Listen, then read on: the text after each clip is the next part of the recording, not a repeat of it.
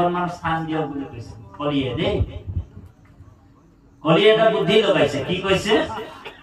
সাগৰত থাকে যেন মহাৰত্ন স্বয়ং, তেবে কি শামুকে তাত নপৰে আশ্ৰয়।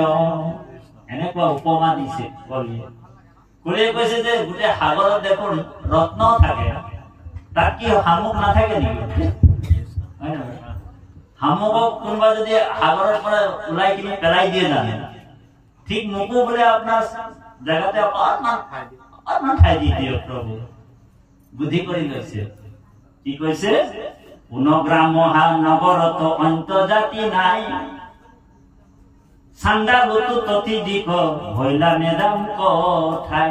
মই ইমান চাণ্ডাল নে প্ৰভু, মোকতো অকণমান প্লিজ কৃপা কৰি তোমাৰ ৰাজ্যতে থাকিবলৈ দিয়াচোন। শৰণাগত ত্যাগ